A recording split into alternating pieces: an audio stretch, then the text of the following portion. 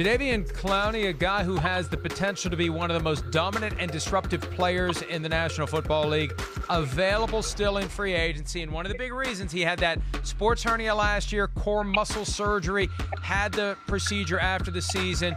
And because of the COVID-19 procedures, teams can't bring him in for a physical. Teams can't bring him in for a visit. Teams can't sit down and talk to him, get a feel for where he is at this stage of his career. And Chris, that's one of the big reasons why he's unsigned. Definitely. I mean, he's scary that way. Not only this injury, but has injury history. And as we've talked about many times, Mike, I mean, he had microfracture surgery, which is one of the most dangerous surgeries anybody in sports can get, which means his knee is basically bone on bone. So there's always going to be that concern about how much longer that'll last. Clowney is clearly the best defensive player available and was even before the start of free agency. But it's just a question of how many years does he have left? How much money do you invest in a guy like that? How much money is he asking for? And you're right, Mike. I don't think any of this is going to get cleared up until a team can really get their hands on him and prod him and really figure out where that body's at. Which gives the Seahawks essentially an advantage for now. But the thing is that they don't have competition for his services. There's no reason to up the offer. So he'll get signed at some point, and it may not be until after these protocols change and Clowney can go visit with a team and have that team get to the right level of comfort that physically he's good to go. Others who are available, Everson Griffen, and this one was kind of strange. He triggered an option to get out of his contract in Minnesota, and then out of the blue on Friday, his agent announced that they're breaking off talks and he's going to become a free agent. Well, it's 4 days into free agency. I'd like to think they would have exhausted all that before free agency opened, because now, a lot of the money's been spent, and Everson Griffen, I think, is going to have a hard time finding a landing spot, Chris.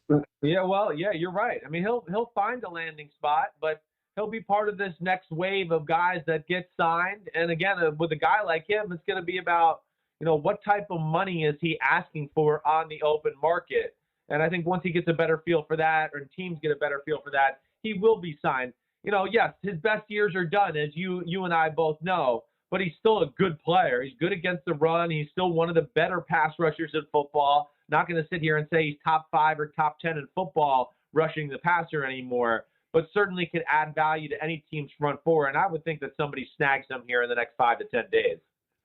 Jets receiver Robby Anderson, another guy we were talking about during the break, who is being hurt by these procedures that prevent teams from getting a chance to bring him in and talking to him, right?